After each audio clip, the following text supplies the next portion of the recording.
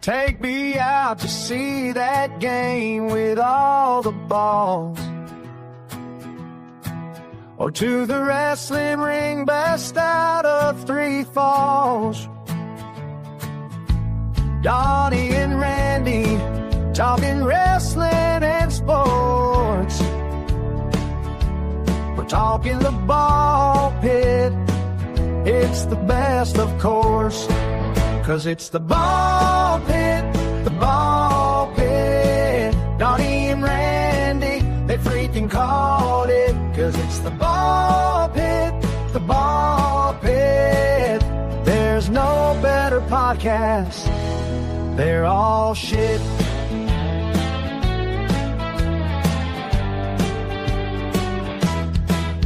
Rob watches the Lions every Sunday night. Who even know which team Paul supposedly likes? Tex likes the Cowboys, it's his only shortfall. Jason McLean, just a fan of sports ball.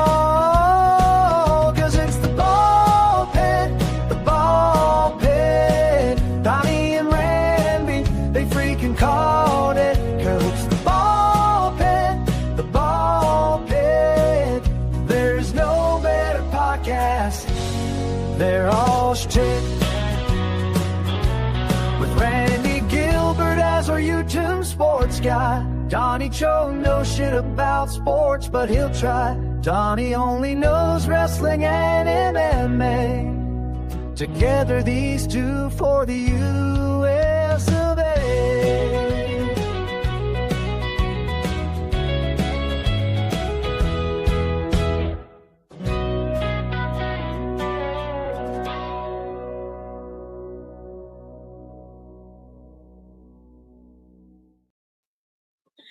Hey, what up? Hey, what's going on?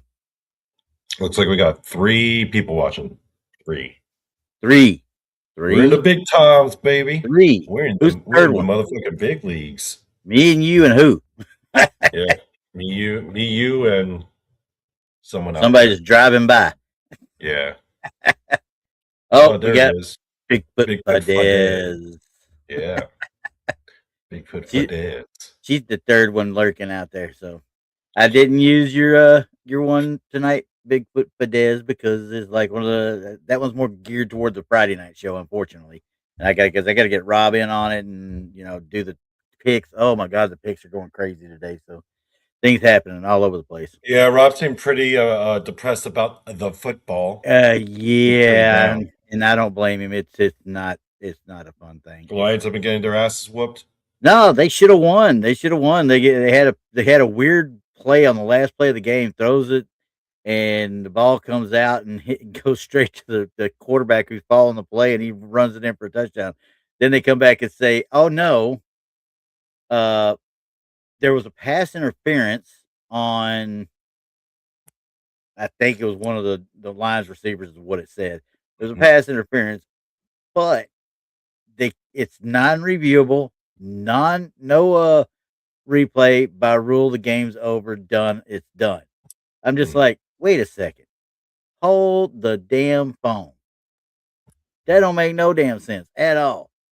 But they called it on the field. Originally called it as a touchdown. I was like, oh my God, they beat them because on our picks though. I picked the Steelers. Everybody else picked the Lions. So I'm like, sorry, Rob. I got to pick the Steelers. For some reason, I know better than picking against freaking Aaron Rodgers as much as I hate that guy.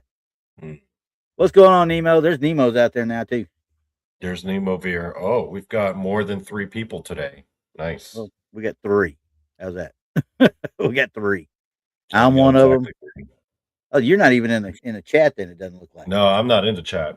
So, yeah, it's just me and them. That's it. Well, yeah, we got here we got number 4. We're in the big leagues now, baby. Uh-oh. Who's number 4? Who's it going to be? Who's it going to be? Are they going to actually talk? Better than ESPN.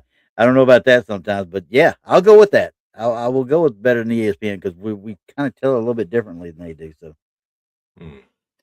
And of All course right, we do. so shall we get into the topic today, Randy? Yeah, let's do the topic Okay, because there ain't nothing I'll really to intro it. announce as far as Yeah, actual sports goes. So because this was kind of my idea, but so I've been thinking a lot about WWE. I actually this past Monday I watched Raw for the first you time watch in Raw? years.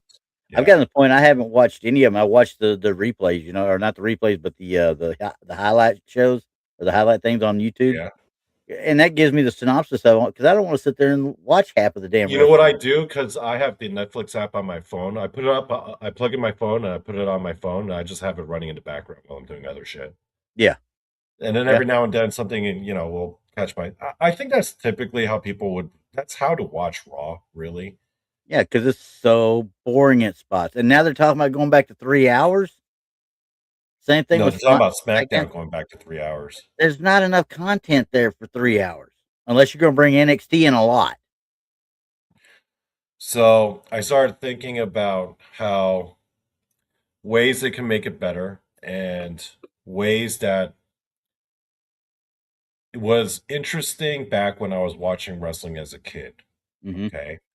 Now, this is going into our discussion called old school wrestling versus modern wrestling. I don't want to call it new school wrestling. I want to call it Yeah, modern wrestling. yeah. And what are the advantages and disadvantages of both? Okay. Oh, Because I started thinking about it, right? This past yeah, Monday, I watched the Usos go up against the New Day. yeah, But the New Day, they were heels this time. yeah. But I'm like, how many fucking times do we have to sit there and watch the Usos versus the New Day on a random television? And then comes the pay-per-view like a SummerSlam or whatever the fuck.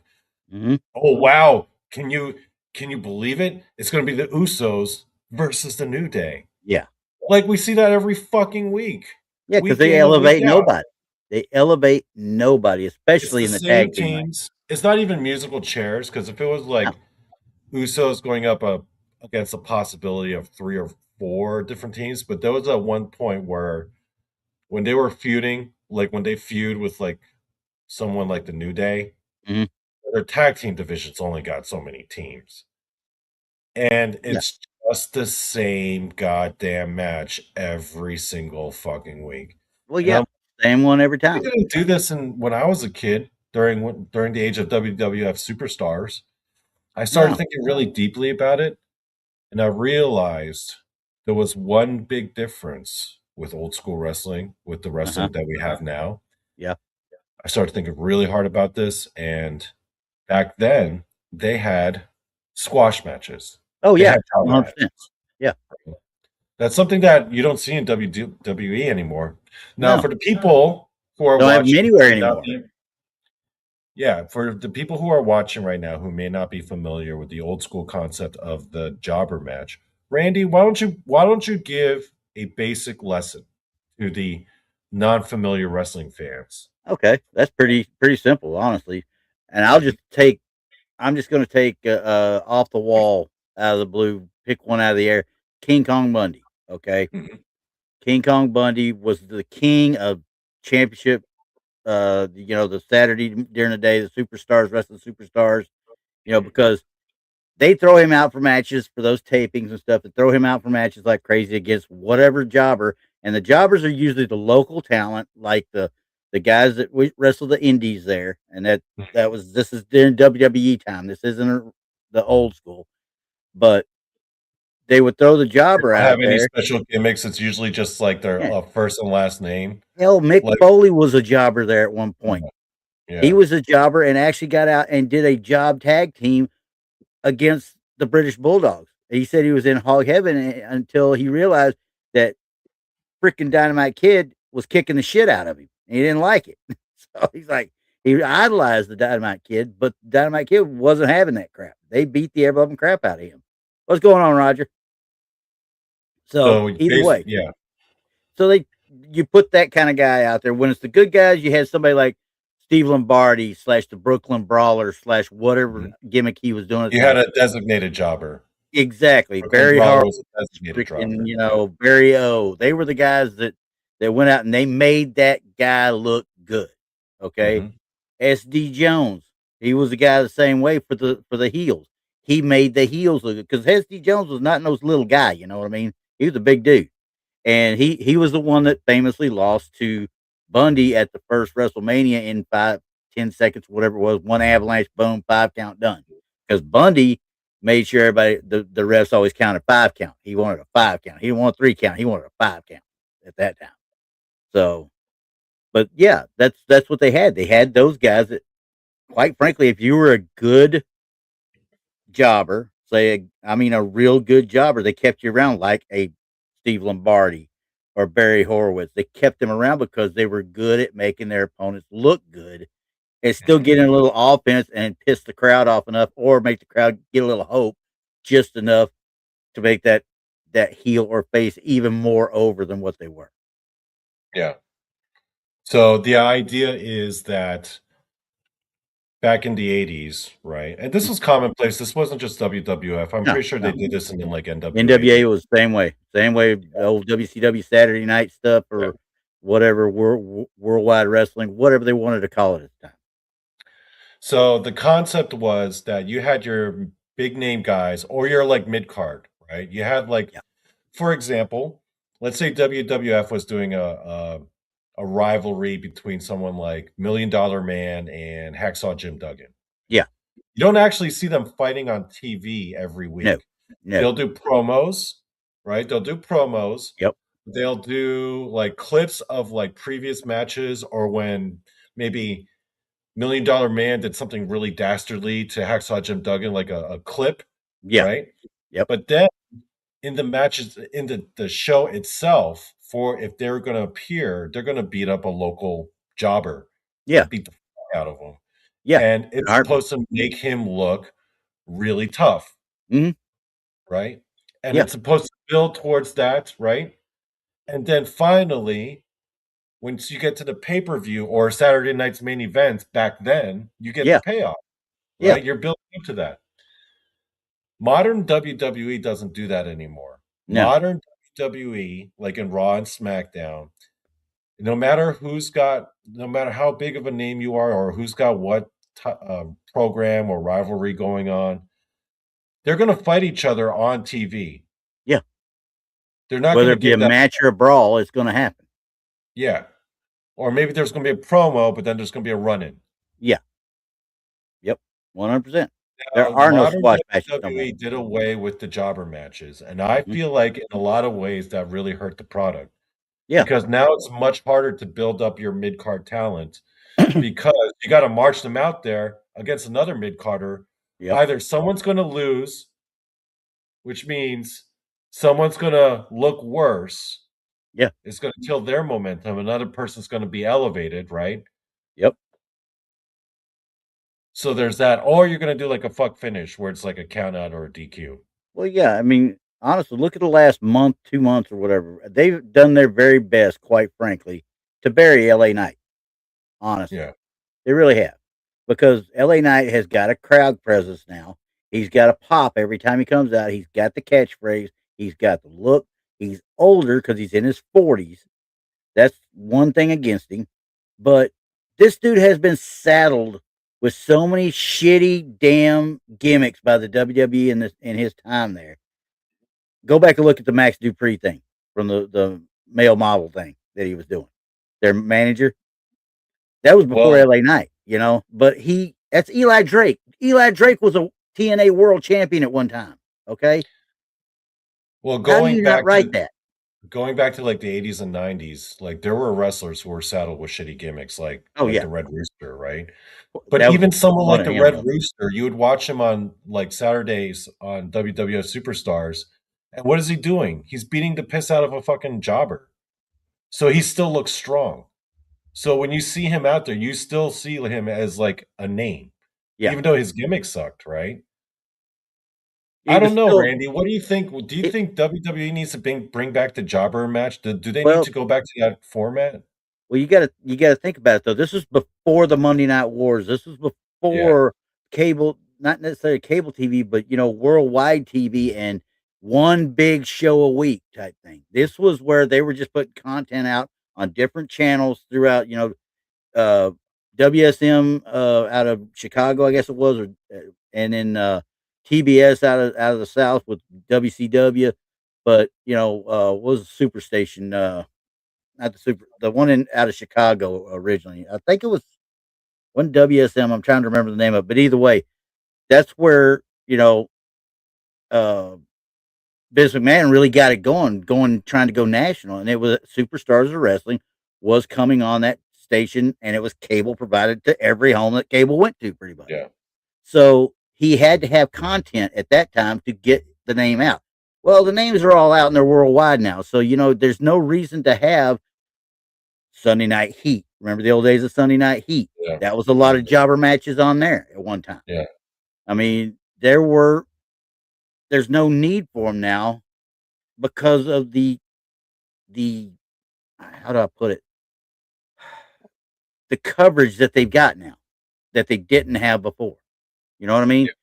Because house shows, the TV built to the house shows, which was the real moneymaker at that time, the house shows. And then you get to a pay-per-view. Once pay-per-view really got going, hey, that's the big payday now. And so the old days in the territories, it was whatever gym you were going for your territory, You're at whatever high school auditorium or armory, National Guard armory or whatever. But you usually had one big show even in the territories. Have you ever attended a house show before? Oh, many of them. I was at Starrcade in '97 too. Or not '97. Okay, so for people who don't know, house shows are basically the wrestling events, except they're not televised. And the reason they're only for the live gate, they're only for the live audience. And sometimes they're not. Well, a lot of times they are in continuity, but sometimes they're not. Roger. WGN. That was the other one I was talking about. So. But the thing about house shows is because they know it's not televised. A lot of times the wrestlers and the promoters, they'll do like experimental shit. You know what I mean? Like they'll try out different spots that they normally wouldn't want to take the gamble on live TV. Yeah, and that's where they test out a lot of the matches too on those house show circuits. Yeah, or they'll test out certain gimmicks or certain spots. Yeah, in that way, like a lot of these wrestlers, they kind of grow in their gimmick and in their abilities. Mm-hmm. And I listened to a lot of interviews where like wrestlers who came from that era that they miss it, right? They lament the fact that there aren't as many, like house shows aren't as big of a, like they still exist, but they're not as big of a part of the business plan. It's not run 5 days a week like it used to. That's where they hone their craft. Yeah. They learn how to not hurt each other too, that way. Yeah.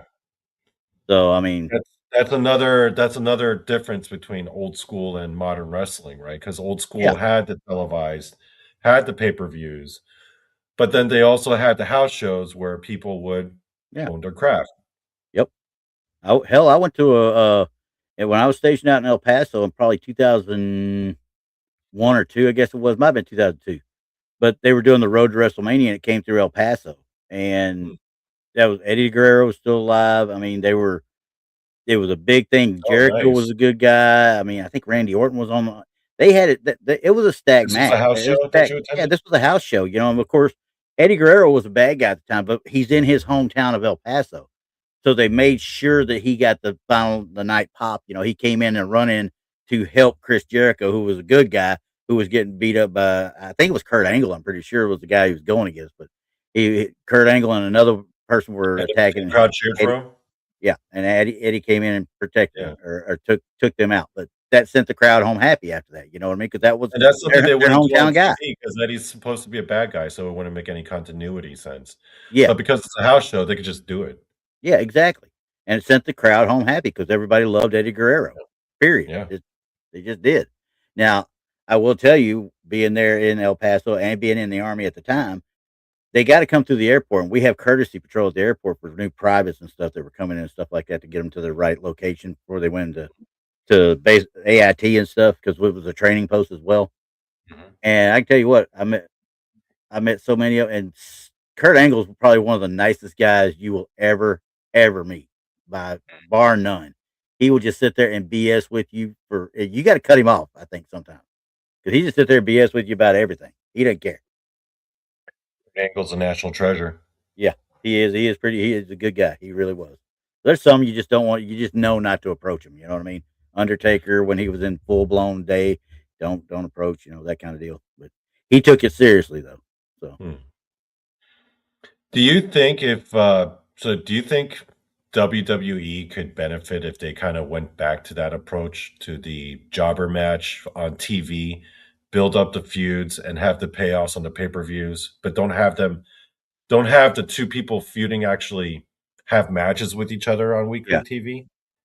yeah, I think that'd do a lot better. And you if you did house shows like that too, you eliminate a lot of the botches that you're seeing on TV lately.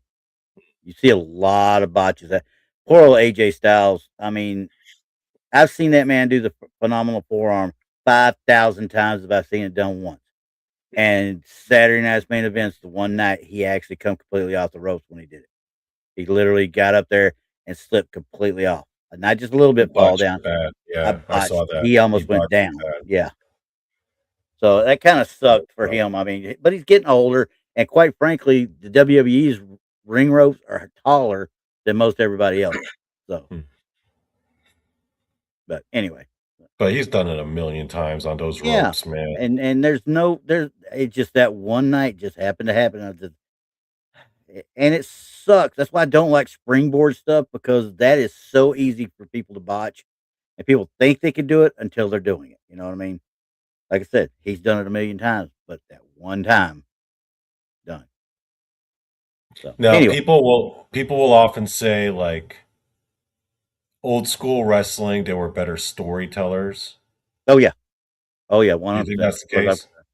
I think you're going back to it a little bit, and you know why I think that way because of Gunther.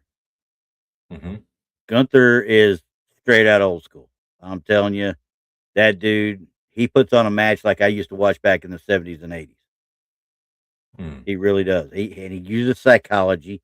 He's constantly working the crowd, and I'm like, there hasn't been somebody work the crowd like him. I mean, as far as a heel, since Ric Flair.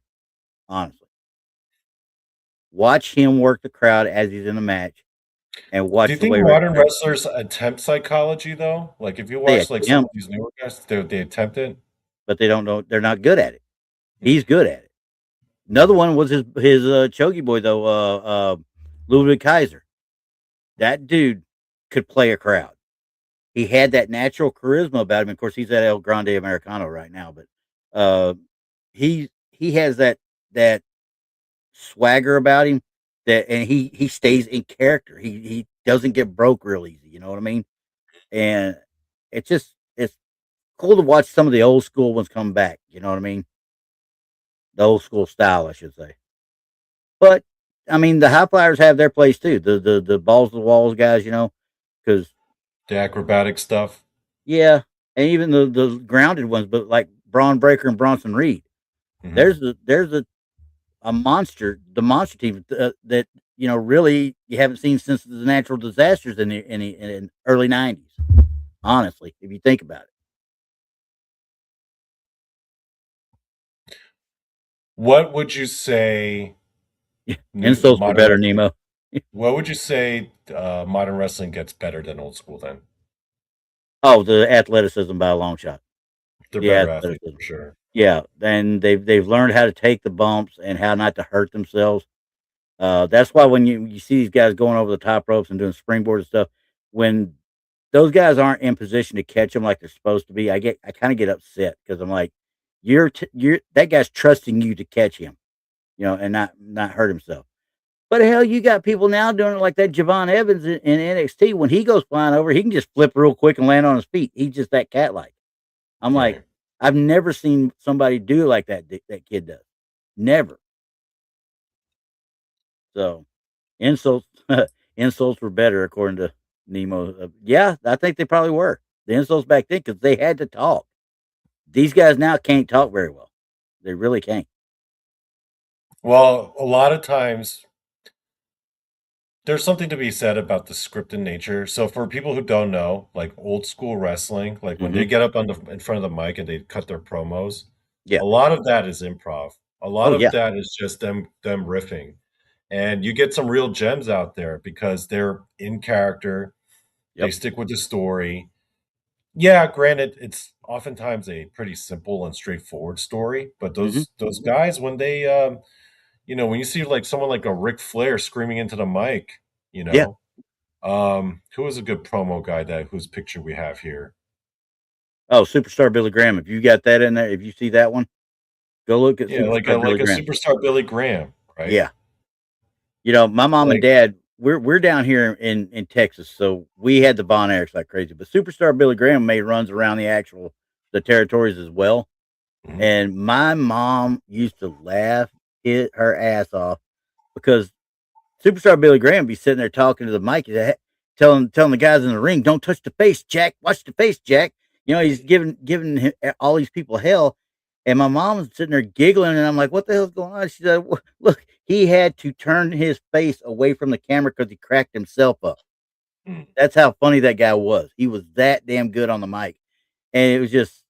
It's a different animal versus everything's scripted for them now. Of course, in the WWE, they got the yeah. script before they go out. So that's the difficult part because a lot of those guys on the mic, they can't really shine because they have to follow what the script says. Yeah, It's yeah, a very different beast, like trying to cut a promo, but you're yeah. reading off the word, you're memorizing words that I someone else wrote. And I think that's where AEW, as much as you hear me bitch about AEW, I think that's where they shine more because they let those guys kind of freelance it on the mic, as long as they don't get stupid.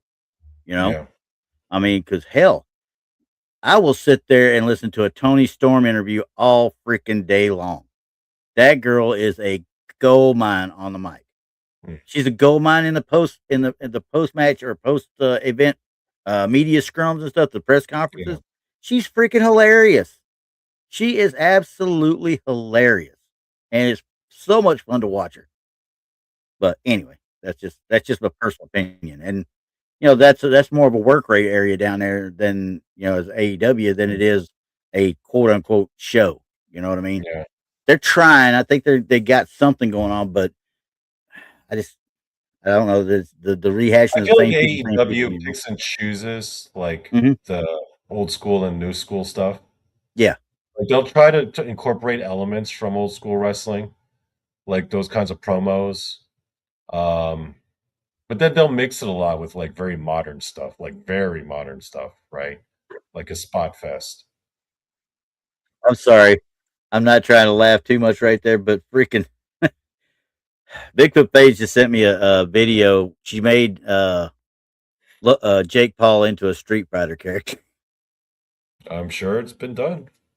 It's not this either way though. That one did a lot better than he did the other night. So I kept waiting for this too. Honestly, and I know we talked about this before, and I asked you if you saw it or not. But that I've been waiting for this for a couple of years now because he always picks these over the hill guys or these younger or little guys that he outweighs Or and like MMA outreaches. fighters who don't really have a boxing background. Exactly. Well, he Yeah. got in there with a recent world heavyweight champion, and it showed. He was dwarfed by that guy, by Anthony Well, Joshua. yeah, not only is he a better pedigree, but he was also a lot smaller than it, a lot bigger, at least than Yeah, Jake Paul. and he beat him like a redheaded stepchild for all 6 rounds. I don't care what they say. I loved it. I'm sorry, I loved it. Okay, dude, go get some real training. Get your ass into the damn Golden Gloves or freaking amateurs and get hone your craft before you come up think I you're don't gonna know. I felt like it hang was. with the big dog. I cannot quite wrap my brain around why he decided to take that fight. I mean, it should have been pretty obvious what the outcome would have been. Oh yeah, and now he's sitting in a hospital waiting for his jaw to mend. Yeah. But anyway, sorry, I digress because that was funny. I mean, it just almost Okay. trying to see a So Sorrow let her take his jaw off. one of the things I feel like is the disadvantage of old school wrestling was the longevity of the wrestlers Oh, by a long shot. because They that lifestyle was not sustainable. A lot of them are gone now. yeah, They've left us yep, because it was that lifestyle of on the road wrestling, all the going time. town to town on the road, Yep, boozing, partying, drugs. womanizing, drugs, pills, go Yep. to the next town, keep doing it, and a lot of these guys died real early. But they died of the stuff from outside the ring, whereas they didn't get injured near as much on the inside of the ring. Yeah. because they had that slow, methodical storytelling styles about them. Look at Harley Race.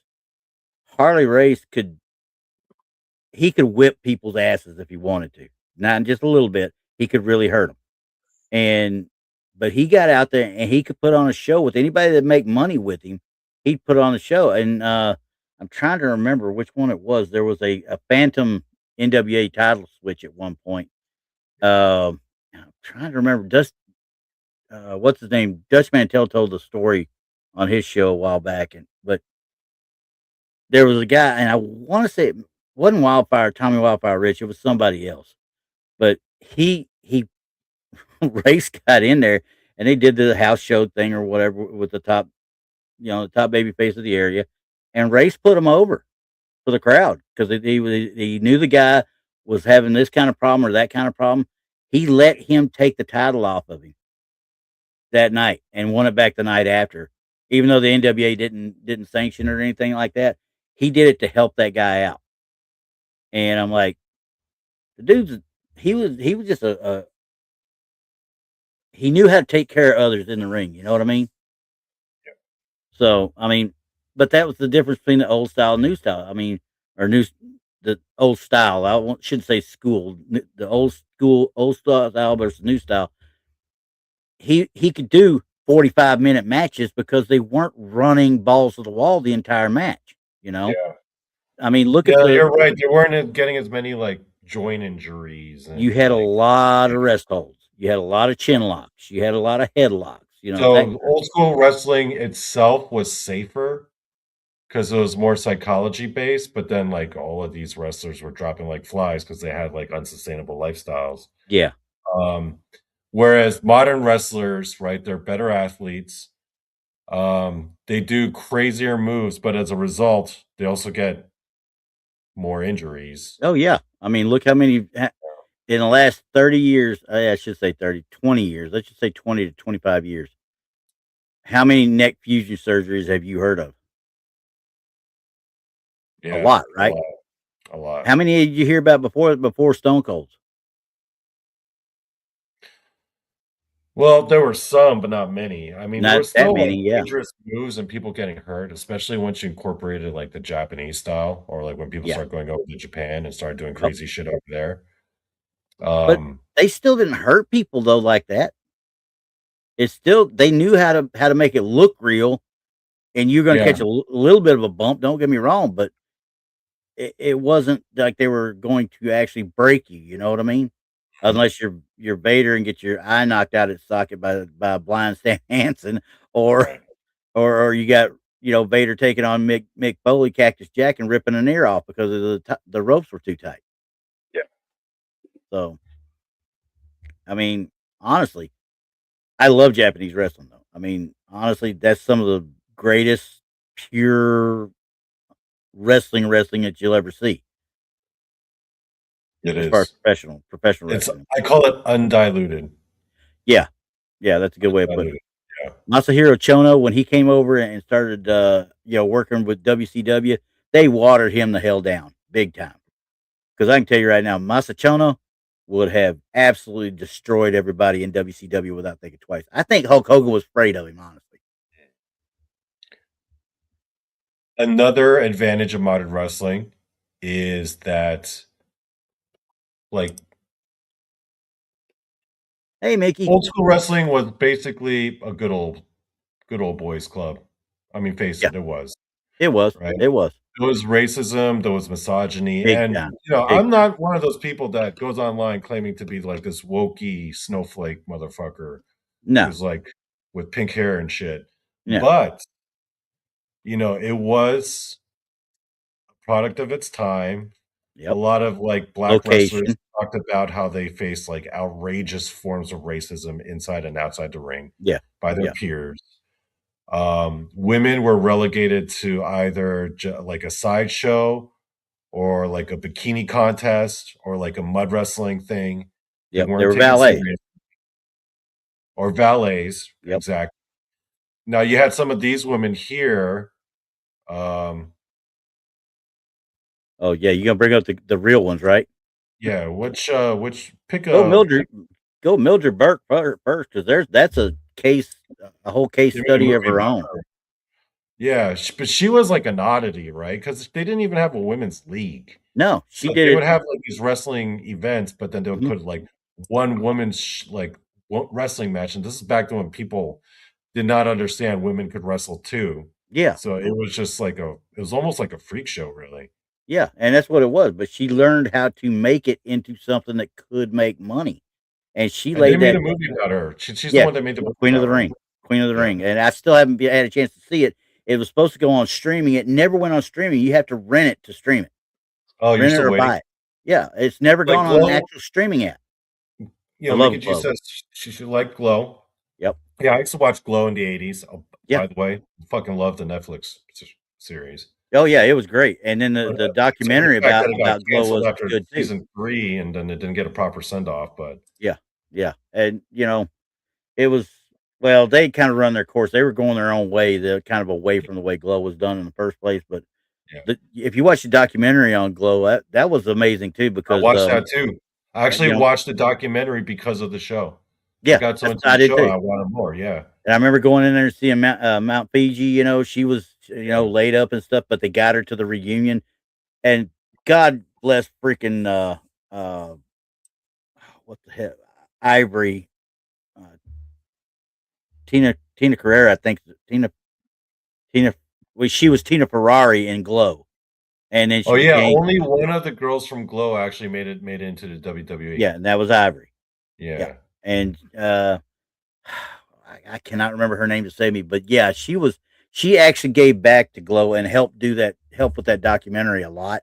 The way I Mhm. understood it, she made Mhm. sure they had the place where they could all come together and seeing Matilda the Hun and freaking Mount Fiji together. I was like, man, these girls used to go the hell at it, and they were big girls at that time. I mean, big Yeah. girls to see, and they would just tear it down. I mean, I it was great TV. I know they were exploited. I know they were, but when you're a 16-year-old kid in 1986 or 85, watching, you're like, holy shit, Yeah. where did Tina Ferrari come from? Wait a second.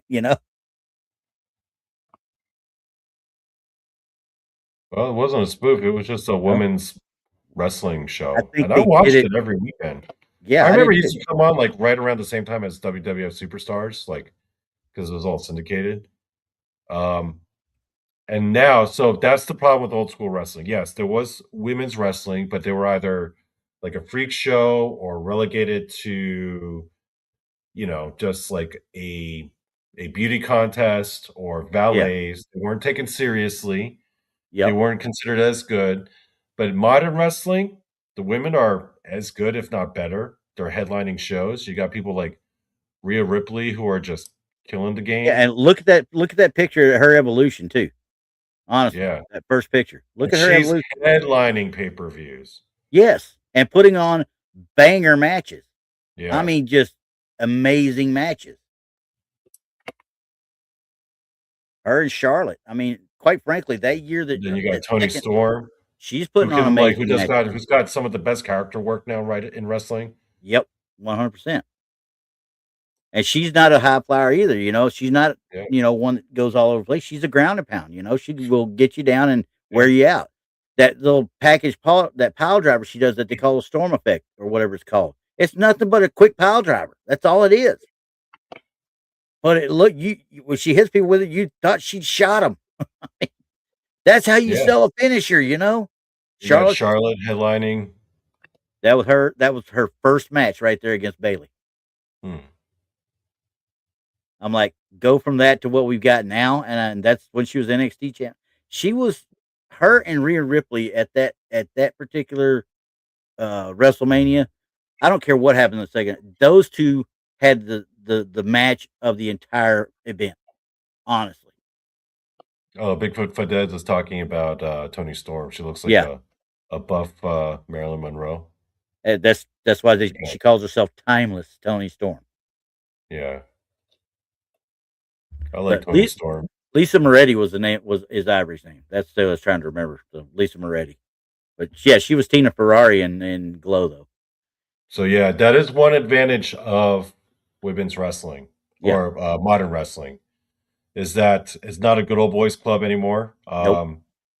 And again, I'm not like a wokey woke, but I do No. understand that there was a lot of like really bad behavior back then in the world of old school And wrestling. you got to remember, we're talking about old school women's wrestling from that day, the Glow time or whatever. But outside of Glow, if they look at Wendy Richter and those girls of the early to mid '80s and in the '70s, they didn't do anything unless they went through the Fabulous Moolah. She was the kingpin of women's wrestling, no matter where they went, what they did. That's Wendy now, and This is they went fabulous. Moolah. Fabulous Moolah. I mean, that woman, the brawl for it all, or whatever, the precursor to WrestleMania back in '84, I think it was, and she was in there as the Spider Lady or whatever it was, or maybe it was after WrestleMania. I can't remember which, because when Wendy Richter was trying to hold them up for more money, and they put Hunter under her mask, she went in there and did a shoot on Wendy Richter to get the title back. Mm. I mean, but Wendy Richter, I mean, she was what they needed at the time, though. Honestly, they didn't wrestle the same back then though as the women do now. Not even close. Yeah. Just fabulous Moolah. Yep. She was happy with herself. I mean, they said she was really a kingpin. They didn't go do anything unless they went through her a lot of times. That was the rumor anyway. I don't care. I She must have had some stories, man. Oh yeah, her and May Young. Oh good lord, I'm scared to even think about May Young. You know, because that's another whole different. I didn't even get a picture of her down because you want to talk about old school. Pat Patterson used to have to ride with her and drive around with her and stuff. Mhm. He said she smoked cigars like they were going out of style. She was just the raunchiest, most freaking unladylike you'd ever want to be around. But anyway, sorry, that was it's one of those things. I love women's wrestling when it's actually women's wrestling. The years of the divas hurt because, quite frankly, you take Nikki and Brie Bella and shove them up somebody's ass. As far as I'm concerned, they mean nothing. They were a transitionary time. They were like, I think the diva era was like the transition from like Stacy Keibler, that type, and Tori, what's her name? Like Tori they were Wilson. just there for eye candy. Mm-hmm. Tori Wilson, right? Yep. They're just there for eye candy. Yeah. Right. And they'll do a match and people will think it's gimmicky or sexy or whatever. Well, and then you have the modern women like Becky Lynch and Charlotte, but I feel like the Divas was like the transition in between. It had to be because from one to the other. I mean, Candice Michelle, she was best known for a Super Bowl commercial before she came in. I mean, you know, don't get me wrong, Tori Wilson was in WCW before she came over to WWE, but she was eye candy. She was eye candy, but she at least made an attempt to learn the craft. You know what I mean? Right. Kind of like what they're working with Maxine Dupree right now. You know what I mean? She's been eye candy for the last 2 years? Yeah, they were just valets, right? Yeah, just and valets. She's actually doing a good job, but she should have been in WWE or Raw. They should have taken her down to NXT and let her train with those girls down in NXT and work with them who can make her look even better than what she does now. I love Ivy Nile to death. She's the new Natalia, you know, Natty Neidhart, because she can make these other girls look good. Ivy Nile is going to succeed when Natty Neidhart finally goes away. So that's the best thing I can give you as far as a squash match. That's what it is. That's what they got. She's an enhancement talent. And that's what they are now. I feel like now WWF, if they did want to go back to the whole squash match format, they have all the resources for that now because think about it, they got NXT. Yeah. You could just bring up NXT guys to work squash matches and you don't even have to damage their character because you can just put them in masks. See, that's one of the things they would do if you had an up and comer, but you didn't want to damage their character. You just put them in a mask and have them get job out to like. Well, you know how they're doing it now. All those security guards that you see, they're all indie wrestlers. They're all development guys. So all those security guards get out there and get taken out by whoever, but if they're not in a match, they're getting just roughed up by somebody. They know how to bump in case shit hits the fan. Yeah, exactly.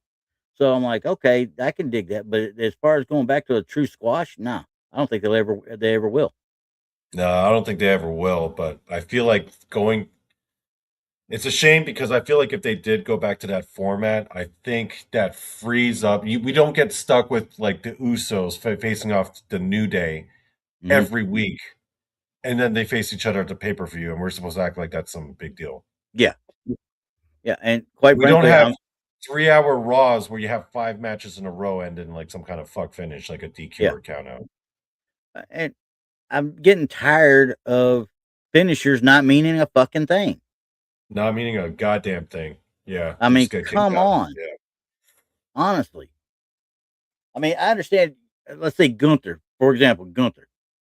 His finisher mainly is the sleeper. People are going to get out of the sleeper. It's been done for 50, 60 years. People get out of the sleeper. Okay. They figure out how to do it, whatever the case might be, unless he cinches it in good or blah, blah, blah, blah, blah. But he also does the power bomb. Okay. And he gives a vicious power bomb, especially if it's a smaller guy.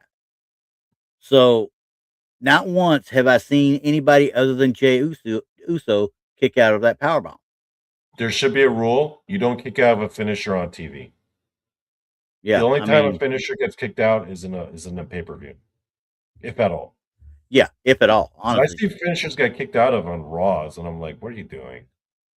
Well, see, and there's certain situations where that works in the storyline. Like, look at sometimes it works. Shawn Michaels. Sometimes people pop. Yeah, Undertaker, Shawn Michaels at WrestleMania. Shawn Michaels kicked out of Tombstone one time, but once he got it done, we're like, oh shit. Yeah, but once he got hit that second time, he did a last ride, and then he did the Tombstone again, and that finished it. He didn't kick out again. And I was like, that was a good way to build to that win. But if he'd have kicked out again, I'd have just thought, okay, they're just bullshitting now. They're literally just not wanting to do whatever. Because, I don't know. I mean, I understand Super Cena kicking out of stuff, in his last match. But he did the right thing. And, I still think he probably should have passed out instead of tapped out. But I think that would have left too much of an opening, you know what I mean, for him to come back if he'd have passed out. Because they just said he never tapped, he never gave up. Yeah, but now you don't. I would the way I would book or the way I would tell a story, or if I had to build up a wrestling character, I would have it so that Tex showed up. Oh, now he wants to come in. He didn't want to come in earlier. I ain't gonna be on the ball pit. I ain't gonna do it. I went to look at Christmas lights. So leave me the hell alone. Were they purdy? They were. There's a neighborhood down the road down here, and there's 2 neighborhoods we usually go look at. Yeah. And we went to the one down here north of us, and the theme seemed to be a Texas Christmas. So there are a lot of longhorns and outstanding Santa riding longhorns and that type of thing. Cool. So, and Merry Christmas y'alls and all that kind of stuff. Of course. Hey, Nemo said something. Remember, this is what I was talking about when we were talking about the divas and the botches and stuff like that, and the way they package some of these girls now. Yeah. You can't take them seriously. You can't take them seriously because they're not taking themselves seriously. I mean, Lyra Valkyria was halfway decent in NXT. She moves up into the Raw picture and gets associated with Bayley or whoever else might have been, and she literally looks like shit every time she's in the ring. Bad moves, bad placement. Jade Cargill and Bianca Belair are still botch machines, but Jade Cargill is getting better. I saw that in the last few weeks when she's with her new attitude stuff. She's getting better. But she's also got now Chelsea Green making her look better, too. She is shredded. I don't even watch wrestling anymore. Well, see, we knew there was something we didn't like about you. Well, you prefer the old school stuff. You don't like the modern stuff. Yeah. I do. Yeah. So I've argued it. We've been talking about why, the advantages and disadvantages of old school wrestling versus modern wrestling. Tex, give us your thoughts. What do you think modern wrestling loses about wrestling that you used to love about old school wrestling? It's like everything else. It's gotten too damn sensitive. You know, I get the safety measures. I get that. I really do. Because I mean, let's face it, a metal chair to the head is not a healthy thing to do. No, I get that. Or to the back. But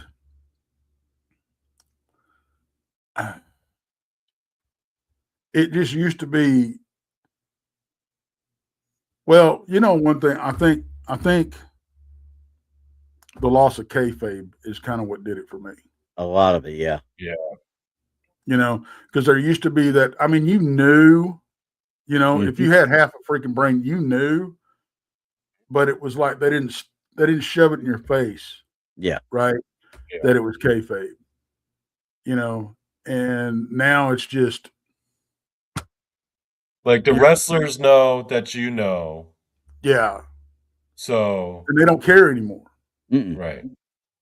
You know, I mean, it's. I think that's kind of what did it for me, and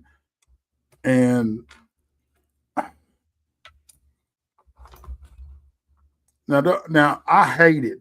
I could not stand the whole. There was stuff about what you want to call old school that I didn't like, and I think this is when it started kind of turning the corner. I love the Attitude Era. Okay, yeah, loved it. Great storytelling. I did not like the stuff about like Rated R Superstar, that type of thing, and the whole Stephanie and Triple H shit. I did not like that at all. Okay, and when that came on, I would absolutely turn it off. Yeah, but they don't do that now anymore. I know. Yeah, but that's when it started for me. I started losing interest. You know. Yeah, which makes sense. So, the hello, Phage. How are you? Yes, I did get my beard trimmed. And hello, Mickey. So who's coming on with me tonight? Anybody? I asked if you wanted me to. You never answered. Topic going to be? It's a cryptid Christmas. Cryptid Christmas. Cryptid Christmas. I can go on there and start talking smack about Dogman, huh? You could talk about Krampus, I guess. I've got the thumbnail is Santa, a Bigfoot Santa being his sleigh being pulled by Dogman. Nice. So, thank God for I'll be AI. over there. I'll come over there for a few. Try to anyway if I don't fall asleep in between. I would, but you know, it's Sunday and I got to work early tomorrow. It's gonna be a Monday. It's gonna be not a full week. I mean, we're gonna have the Christmas off, but it's gonna be a wild ride on Monday at work. I'll tell you. We might open up the lines. We'll see. Yeah. Hey, Bigfoot Fadez, why don't you hop on there, girl? Oh, she's too scared to be on there with me. I got something. Get up on there, Mickey G. I still owe her. You're always good on the mic. I tell you what, me and Phage have got some stuff in the works that y'all are going to absolutely love. And I don't know about all that. I don't love anything. Okay. We've been working behind. You do. You just don't want to admit it. You love me, but you'll never say it.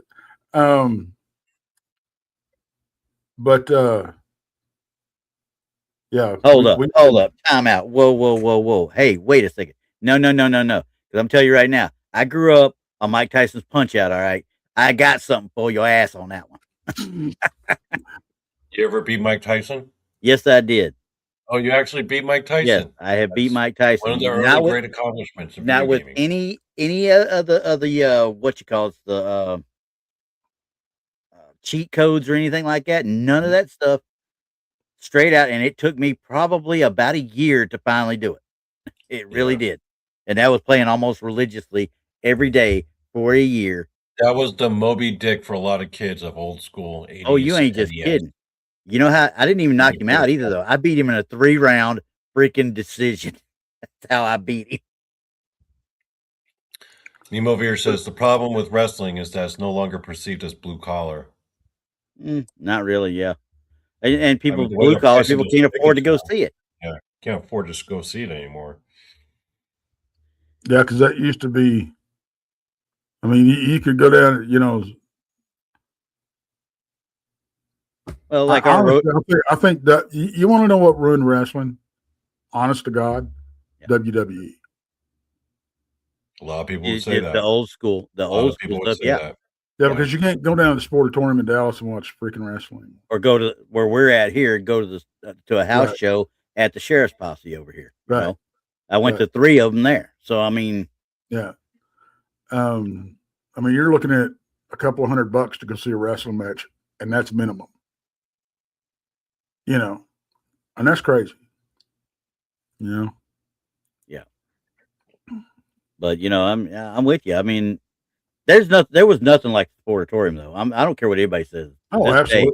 I tell everybody this day, just don't. You go there, you got the best fries in the world. Just don't ask what it was cooked in. Okay. Yeah, absolutely. But yeah. So I want y'all's opinion on something. Okay. And everybody in chat, y'all can vote on this too. So I got 2 logos here that I've been tinkering with. No and no.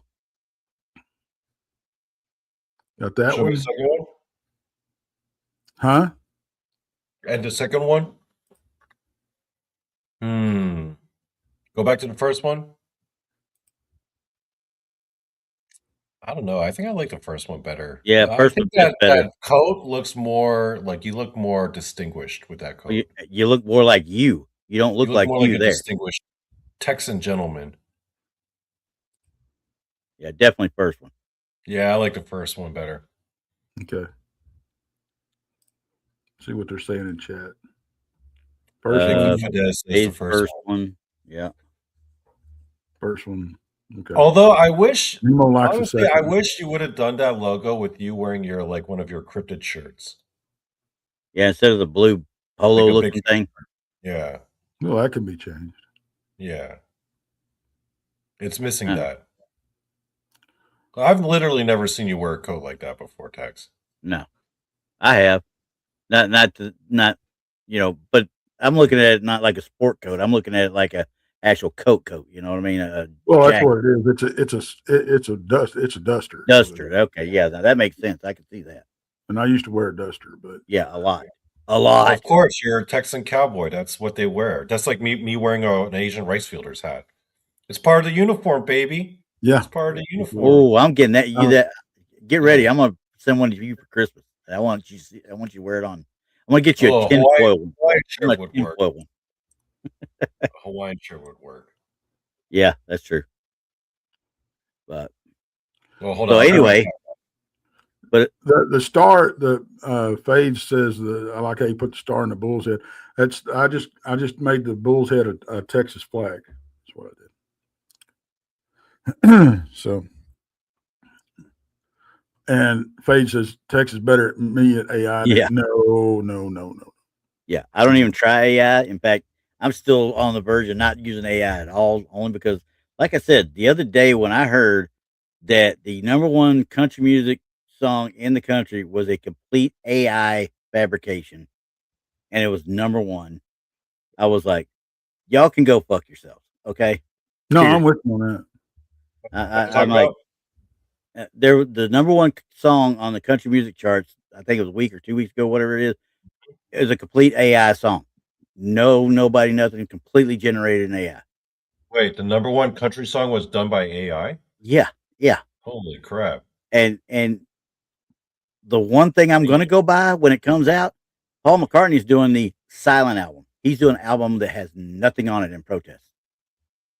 And I'm going to go buy it out of spite. I will sit there and listen to what he does on that for an hour before I try to listen to something, that's AI, that is put out as a actual artist rendition of something. Okay. Well, and I will tell you that Fade says check your inbox there, Randy. I will tell you this.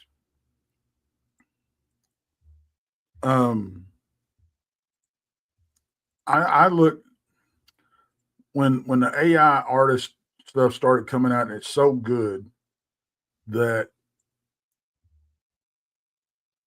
and I said this the other day, I think it's like the whole song "Video Killed the Radio Star." Yeah. It's to me, it's the same principle. And I told Jason that. I said I really had to worry about legitimate artists because this is the new artist thing going, right? How well you can manipulate AI.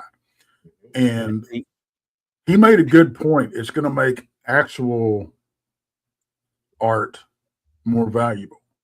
I hope. They could do the opposite also and make it cheaper. I hope so. Yeah, that's all I can do is hope. But okay, Fade sent this. I'm going to put it up here for you. I kind of feel using AI. I kind of feel like I'm cheating on Jason.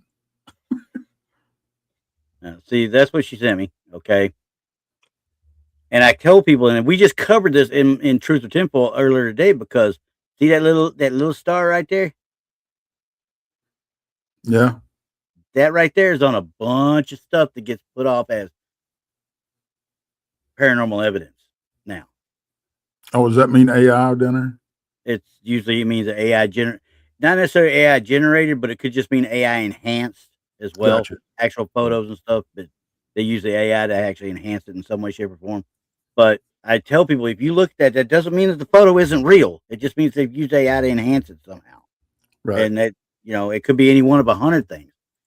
Because I found one this week that Minnesota Iceman thing where we had the picture of the one in the ice, and they were like, oh, this came from the top of Mount St. Helens, and after it blew, and we're like, bullshit.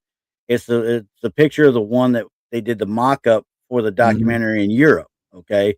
Well, It's making the rounds again, and now it's got a little star on it. People saying it's all AI. And it's like, no, it's not. It's the same thing, but this is what it did. And what they did, they actually put eyeballs in the actual, what do you call it? Make it look like it had real eyes in there.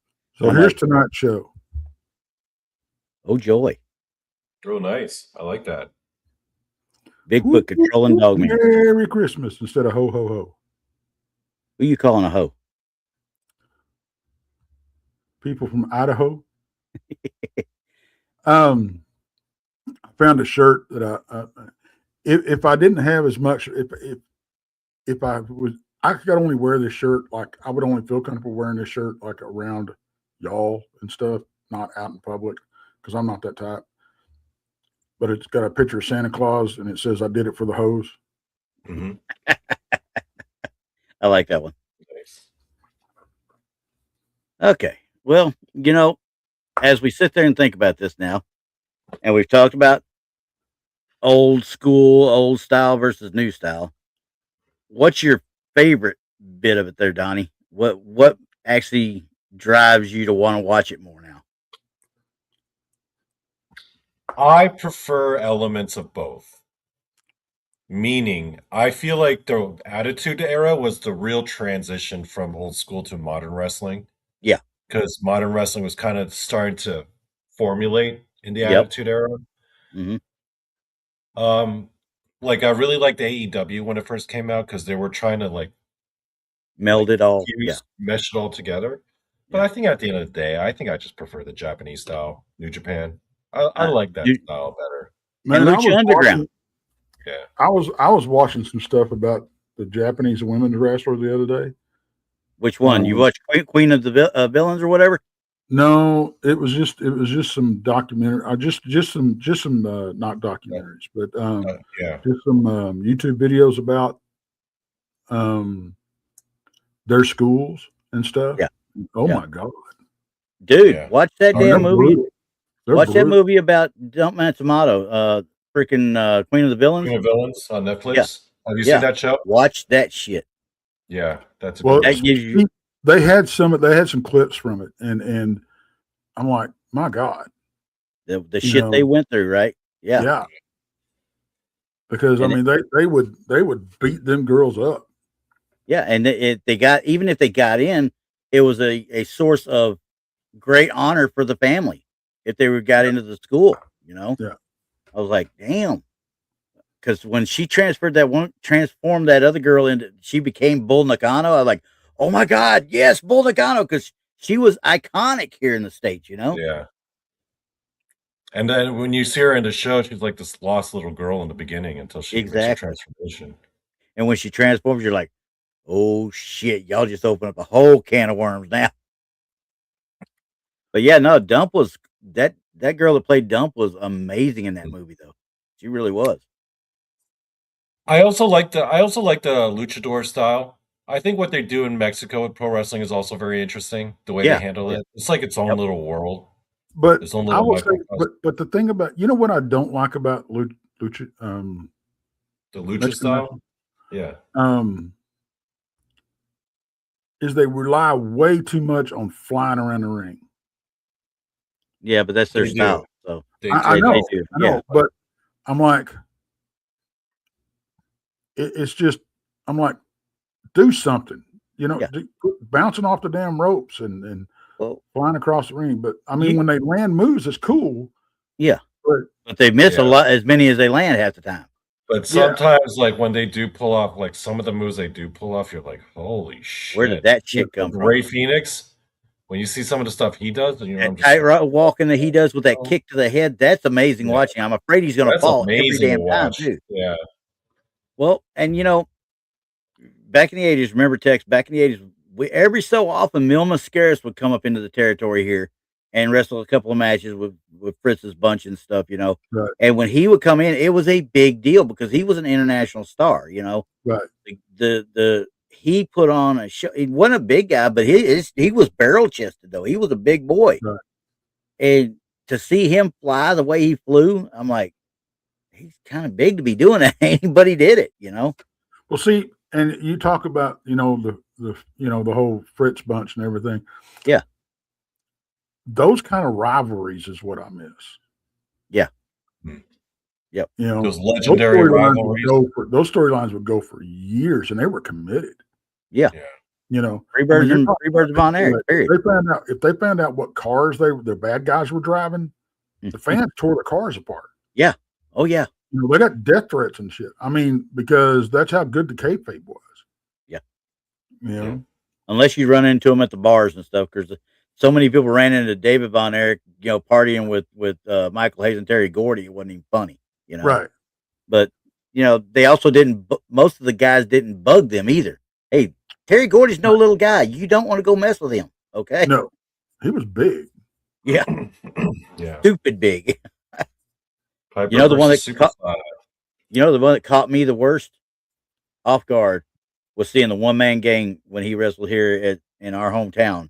Gary Hart was still his manager at the time, and he was taking on Kerry Von Erich. Kerry Von Erich, no small guy either. Don't get me wrong. Right. When I say that was a mountain of a man, that was a mountain of a man. One-man gang.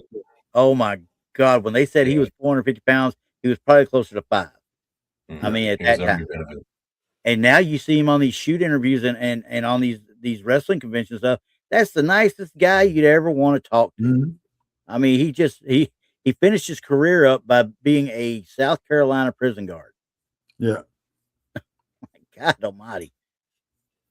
Just fun to watch though. I mean, that's what he wound up doing? He actually became a South Carolina prison guard? After the Hakeem, the African Dream bullshit up there, and he finally said, "Nah, I'm done." I think he did a little stint in the old Global at one point, but that was it. I think he went straight to into the. I like that gimmick though. I gotta say, the one man gang. I like the idea of that. And he was so big that and he was a beast too. That's another thing. The gimmicks are not the same either. Yeah, they're not. I miss gimmicks like Maniac Mark Lewin and oh yeah, Kabuki and the Georgie Animal Steel and that type of thing. It lets you suspend disbelief. You know what I mean? Yeah, the missing link. Georgie Animal Steel, especially, man. That guy was committed to his gimmick. Oh yeah, and you talk about one of the nicest guys in the world. He's one of the nicest guys, or he was. Yeah. Same thing with Missing Link. Dewey Robertson was the same way. Yeah. Yeah, I remember those days. I remember when I got taken back to the locker room and met Iceman King Parsons and Kevin Von Erich. They wrestled each other, and they legitimately did not like each other at that point. I believe it. And Believe it. there was a lot of tension in that locker room, you know. And when the ring announcer took me back there to meet him because he wanted me to, you know, wrestle. And yeah, they were not freaking happy with each other. Of course, that whole match was a shit show because the match before it was a mixed tag team. Yeah. One of the ring posts broke. And actually hit one of the women in the head and busted her open. It was not part of the show. Dang. And so they ended up, they couldn't repair it, so they had to take the other ring post and the ropes down. They had to do their match without any ropes or post, and they were not happy about it. You know, so because I mean that takes a whole element out of their match. You know, on the fly. You know. Man, whoever set up that ring must have gotten their ass handed to them that night. Yeah. Oh, I'm sure. Well, yeah, because they didn't play games with that stuff. You know. Yeah. No. Anyway, I think Tex, you got a show in a few minutes, right? At 11. Yeah. Yep. Yeah. Hearing about 20 minutes. Yeah, I got to go to bed because I got work tomorrow. But yeah, I do too. But I'm gonna stay up with Tex for a while. So. Yeah, I might be in the chat. I'm going to the ranch tomorrow. So. Oh, nice. I'll be doing my show live from the ranch. I'm going to need somebody to drive. Ooh. You trying to drop a hint? Yeah. Okay. Oh, Randy, keep those pictures up there, by the way, because I want to just store pictures so then in the future when we talk about wrestling, we just switch back and forth. So okay. Well, yeah, they'll be in my my whatever media assets thing there. Yeah. Okay. All right, guys. So tune in. Tex is going to be hopping on Texas Front Porch. Please feel free to hop on over and go into the chat, which I'm pretty sure all you guys will. Yep, most likely. Fades. Tex that ranch. Take a shot. All right, guys. Now when I got to work tomorrow. All right. So have fun. Have fun. We're out. We'll see y'all. Hey, and don't forget Friday we will do a ball pit just so I can rub the picks in everybody else's face. Okay. Oh yeah. Who won last week? Last week? Are you sure you want me to show you that? Yes. You went 8-7. I'll tell you that right now. Hang on. I'm going to bring this up real quick. This week's picks. That's not this week's picks. I don't want this week's pick. Come on. Last week's picks. Okay. So, and I'll pull it up here. Yeah, well, I was at 10-5. Rob was at 10-5. Paul was at 9-6, and you were at 8-7. So yeah, you're bringing up the rear end. Anywho, all right. Let's see here. I'm going to show this picture real quick so he can see it and see where you picked at. Because, all right, there we go. You messed up on Cincinnati, Kansas City, New England, and Green Bay, the Rams, Panthers, and Dallas, which we all messed up on Dallas. But that's that. Yeah. I went 10-5. Rob went 10-5. You went 8-7, and these are the records from before the week prior. And I didn't know you made a column for me. I would have put in some picks if you had made a column. I would have just picked them randomly though. I took it out on the next one, so it's not there on the next one. Right. But we'll go over this week's picks and see how the records shape out at that point. So, yeah. All right. See y'all in Texas channel soon. 15 minutes. Yep. Peace. See ya. Bye.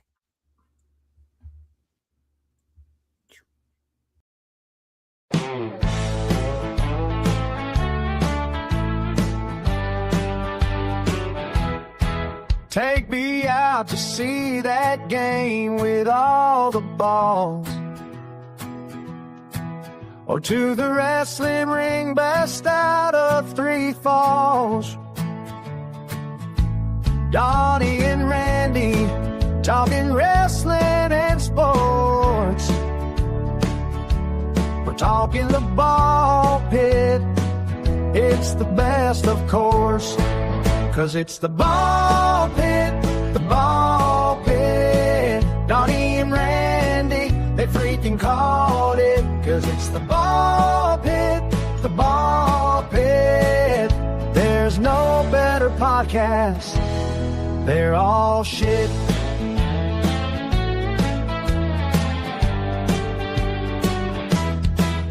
Rob watches the Lions every Sunday night. Who even know which team Paul supposedly likes? Tex likes the Cowboys, it's his only shortfall. Jason McLean, just a fan of the sports ball. Cause it's the ball pit, the ball pit. Donny and Randy, they freaking called it. Cause it's the ball pit, the ball pit. There's no better podcast. They're all shit. With Randy Gilbert as our YouTube sports guy. Donny Cho knows shit about sports, but he'll try. Donny only knows wrestling and MMA. Together these two for the USA.